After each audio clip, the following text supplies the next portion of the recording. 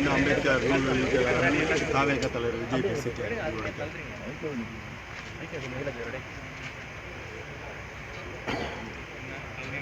தமிழக வெற்றி கழகத்தின் தலைவர் விஜய் அவர்கள் அம்பேத்கர் நினைவு நாளில் அம்பேத்கர் தொடர்பான நூலை வெளியிட்டிருப்பதும் அம்பேத்கர் அவர்களை பற்றி பேசியிருப்பதும் பெருமை அளிக்கிறது. இன்றைக்கு பொது நீரோட்டத்தில் அம்பேத்கர் அவர்கள் வெகுவாக பேசப்படுகிறார். அந்த வரிசையில் விஜய் அவர்களும் விகடன் பதிப்பகத்தாரின் எல்லோருக்குமான தலைவர் என்கிற எல்லோருக்குமான தலைவர் அம்பேத்கர் என்கிற நூலை வெளியிட்டிருப்பது வரவேற்புக்குரியது, பாராட்டுதலுக்குரியது. அந்த நிகழ்வில் நான் பங்கேற்க இயலாமற் போனதற்கு திமுக அல்லது திமுக தலைமையிலான கூட்டணி கட்சிகள் கொடுத்த அழுத்தம் என்பதை போன்ற கருத்தை அவர் பதிவு செய்திருக்கிறார். அதில் எனக்கு உடன்பாடு இல்லை. அப்படி எந்த அழுத்தமும் இல்லை என்பதை நான் தெளிவுபடுத்தியிருக்கிறேன். அழுத்தம் கொடுத்து அதற்கு இணங்கக்கூடிய அளவுக்கு நானோ அல்லது விடுதலை சிறுத்தைகள் கட்சியோ பலவீனமாக இல்லை என்பதையும்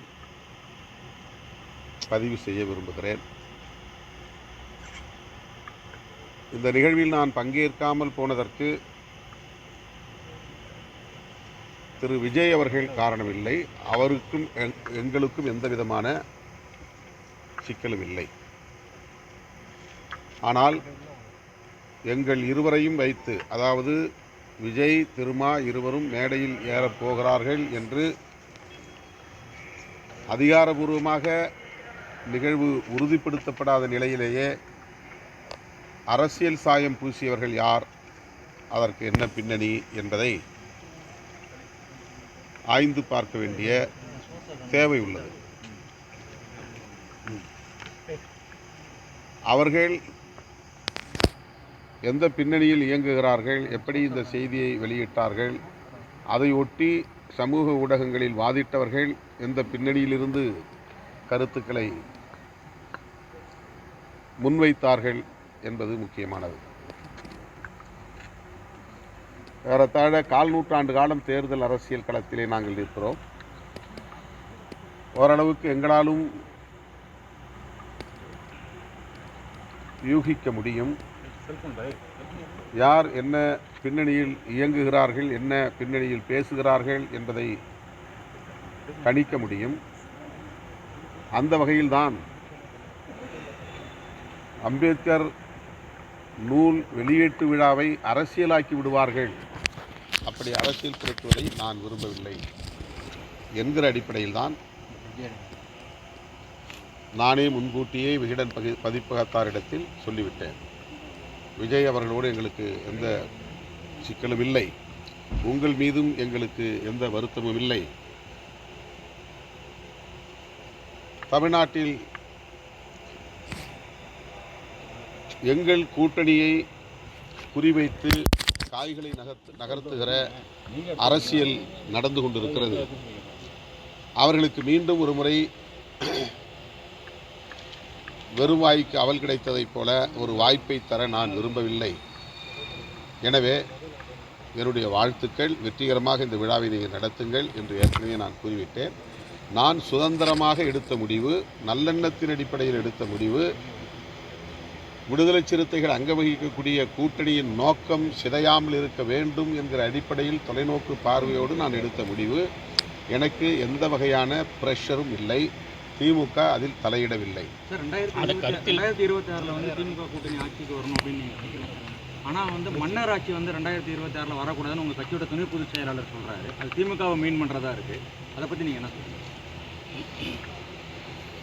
விடுதலை சிறுத்தைகள் கட்சியில் அவர் இருந்தாலும், துணை பொதுச் செயலாளர் பொறுப்பிலே அவர் இருந்தாலும், வாய்ஸ் ஆஃப் காமன் என்கிற அமைப்பின் சார்பில் அவர் அந்த நிகழ்விலே பங்கேற்றார் என்பதுதான் உண்மை. விகடன் பதிப்பகமும் வாய்ஸ் அண்ட் காமன்ஸ் என்கிற அந்த நிறுவனமும் இணைந்து அந்த புத்தகத்தை கொண்டு வந்திருக்கிறார்கள்.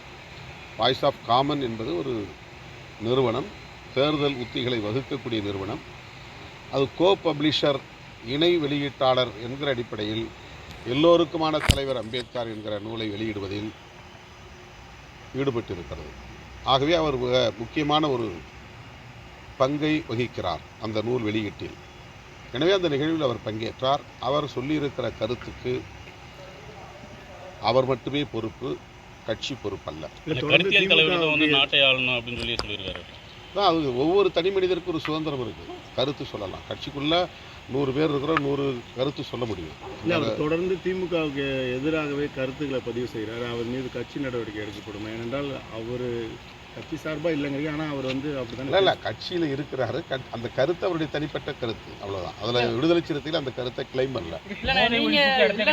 உங்களுடைய மனசாட்சி அங்கே தான் இருக்குது, அந்த நிகழ்ச்சியில் தான் இருக்குன்னு சொல்லிட்டு தான் அவர் வந்து பேசுகிறாரு. ஒருவேளை உங்கள் மனசாட்சியை அவர் பேசியிருக்காரா? அவர் ஒரு நம்பிக்கையில் சொல்கிறாரு. இந்த மாதிரி அவர் நான் கலந்து கொள்ள முடியலைங்கிற ஒரு வருத்தம் அவருக்கு இருக்குது, ஒரு ஆதங்கம் இருக்குது. தன்னை ஆற்றுப்படுத்திக் கொள்ளக்கூடிய வகையிலே அவர் அந்த கருத்தை சொல்லியிருக்கார். உங்களுக்கு வருத்தம் இல்லையா? எதில் உங்களுக்கு வருத்தம் இல்லையா? எதில் வருத்தம்? அவர் தெரிவித்த கருத்து இல்லை சார். அவர் தெரிவித்த கருத்துலையா இன்னைக்கு கலந்து கொள்ளாத உங்களுக்கு வருத்தம் இல்லை. நான் தான் தொடக்கத்திலே சொல்லிட்டேன், சுதந்திரமாக எத்தனையோ நூல் வெளியீட்டு விழாவில் நான் பங்கேற்றிருக்கிறேன். அம்பேத்கரை பற்றி எத்தனையோ மேடைகளை நான் பேசியிருக்கிறேன், ஆயிரக்கணக்கான மேடைகளில் நான் பேசியிருக்கிறேன். எனவே இந்த மேடையில் பங்கேற்க இயலவில்லை, அதனால் நான் அம்பேத்கர் கருத்துக்கே எதிராக இருக்கிறேன் என்பதை போன்ற தோற்றத்தை சிலர் உருவாக்க முயற்சிக்கிறார்கள். அது தவறு. பொதுவெளியிலே இன்றைக்கு நடிகர் விஜய் போன்றவர்கள் எல்லாம் அம்பேத்கர் அவர்களை பற்றி பேசுவது என்பது புரட்சியாளர் அம்பேத்கருக்கு கிடைத்த ஒரு மாபெரும் வெற்றியாக நான் பார்க்கிறேன். மற்றபடி எனக்கு இதில் எந்த வருத்தமும் இல்லை, நெருடலும் இல்லை. இன்று மாலை இது வந்து மேடைக்கான ஒரு கருத்து. அதை வந்து நம்ம பெரிதுபடுத்த வேண்டிய தேவையில்லை. 2026 இப்போ தாவேக்காவும் விசிகாவும் சேர்ந்து கூட்டணி வச்சா இளைஞருக்கான ஒரு இதை உருவாக்கலாம்னு சொல்லி அவர் சொல்லியிருக்காரு. இப்போ நீங்கள் அதை எப்படின்னு நீங்கள் நினைக்கிறீங்க? அவருடைய விருப்பத்தை வெளிப்படுத்தியிருக்கிறாரு. அவருடைய ஒரு செயல் திட்டமாக அப்படி ஒரு செயல் திட்டத்தை வகுக்கலாங்கிற எண்ணம் கூட அவர் இருக்கலாம். அது அவங்களுடைய தனிப்பட்ட கருத்து. நாங்கள் ஏற்கனவே ஒரு கூட்டணியில் இருக்கிறோம் என்பதை பலமுறை நான் சொல்லியிருக்கிறேன். அந்த கூட்டணியை உருவாக்கியதில் விடுதலை சிறுத்தைகளுக்கும் ஒரு பங்கு உண்டு. அந்த வகையில் நாங்கள் அந்த கூட்டணியில் தொடருவோம் என்பதை பலமுறை சொல்லியிருக்கிறேன், இப்போதும் சொல்லுகிறேன்.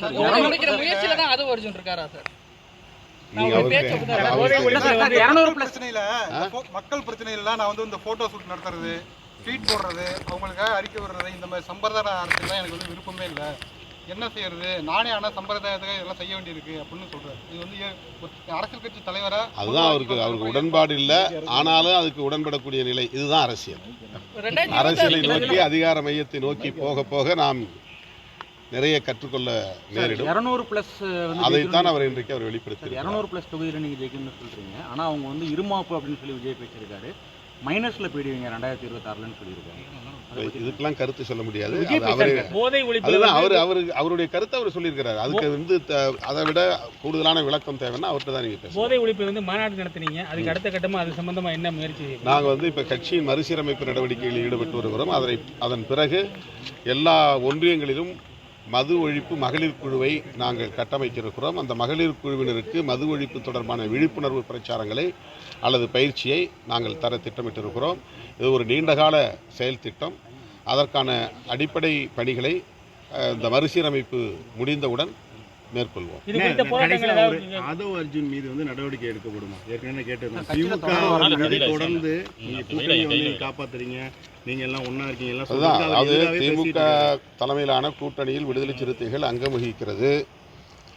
இந்த நிலையிலே திமுக கூட்டணியில் குழப்பத்தை ஏற்படுத்தும் வகையில் அவர் கருத்து தெரிவித்து வருகிறார் என்பது உண்மை.